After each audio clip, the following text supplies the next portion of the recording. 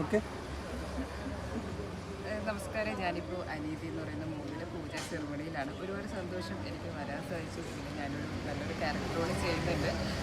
ഷമീർ സാറാണ് ഡയറക്റ്റ് ചെയ്യുന്നത്. കുരിപ്പാപ്പിൽ ഞാൻ അഭിനയിച്ചിട്ടുണ്ട്. അപ്പോൾ ആ ഒരു ക്രൂവിൻ്റെ കൂടെ വീണ്ടും ഒന്നിച്ച് വർക്ക് ചെയ്യാൻ സാധിച്ചതിൽ ഒരുപാട് സന്തോഷം. മാർച്ച് 1-ാം തീയതി കുരിപ്പാപ്പ റിലീസാണ്. അപ്പോൾ നിങ്ങൾ എല്ലാവരും തിയേറ്ററിൽ പോയി കാണുക. അതുപോലെ ഇന്നത്തെ അനീതി സ്റ്റാർട്ട് ചെയ്യാൻ പോവുകയാണ്. നിങ്ങളുടെ എല്ലാവരുടെ അനുഗ്രഹവും സപ്പോർട്ടും ഉണ്ടായിരിക്കണം. Thank you so much. അതുപോലെ തന്നെ നിങ്ങളെല്ലാവരും ഈ ഒരു ഫംഗ്ഷനിൽ വന്നതിലും ഒരുപാട് സന്തോഷം. Thank you so much. രമ്യയുടെ പുതിയ വിശേഷങ്ങൾ എന്തൊക്കെയാണ്?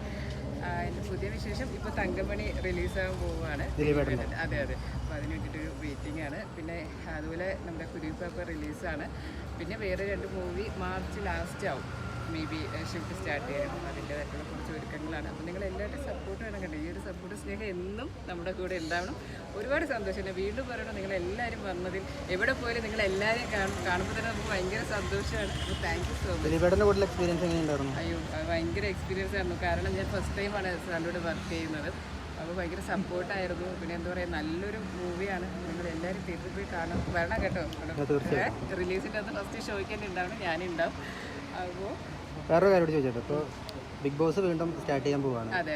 അപ്പോൾ ആ ഒരു എക്സൈറ്റ്മെൻ്റ് ഒക്കെ എങ്ങനെയാണ്? എന്താണ് ബിഗ് ബോസ്? എല്ലാ വർഷത്തെ പോലും വർഷം അടിപൊളിയാവുമെന്ന് വിചാരിക്കുന്നു. ആരൊക്കെയാണ് വരുന്നതെന്ന് എനിക്കറിയത്തില്ല. എനിക്കൊന്നും ഫൈനൽ ലിസ്റ്റ് ആയിട്ടുണ്ടാവില്ല. അനൗൺസ് ചെയ്തിട്ടില്ല. അപ്പോൾ എന്തായാലും ഞാനും നിങ്ങളെപ്പോലെ വെയിറ്റിംഗ് ആണ്. നല്ല അടിപൊളിയാവുമെന്ന് വിചാരിക്കണം. എല്ലാ വർഷവും അടിപൊളിയാണ്. കാണാറുണ്ടോ? എപ്പിസോഡൊക്കെ കാണാറുണ്ടോ? ഓൾമോസ്റ്റ്. അതായത് ഞാൻ ഫ്രീ ടൈമിലൊക്കെ കാണുന്നുണ്ട്. എനിക്ക് ഭയങ്കര ഇഷ്ടമാണ്. കാരണം ഞാൻ ഉണ്ടായിരുന്നില്ല ബിഗ് ബോസിൽ. അപ്പോൾ നമുക്ക് ഓരോ എപ്പിസോഡ് വരുമ്പോഴും ആ ഓരോ ഓർമ്മകൾ നമുക്ക് വരുന്നുണ്ട്.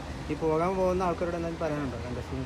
അടിപൊളിയായിട്ട് മത്സരിച്ചിട്ട് വരും, അത്രേ പറയാനുള്ളൂ. പിന്നെ എന്താ, നമ്മൾ ആദ്യമേ കൂടുതൽ എന്താ പറയുക, നമ്മളിങ്ങനെ ഇന്നതാവുമെന്ന് വിചാരിച്ച് പോകാതെ അവിടെ ചിലപ്പോൾ ആ ഒരു സിറ്റുവേഷൻ അനുസരിച്ചിട്ട് മൂവ് ചെയ്യാം. അതൊരു എക്സ്പീരിയൻസിന് പുറത്ത് പറയുന്ന കേട്ടോ.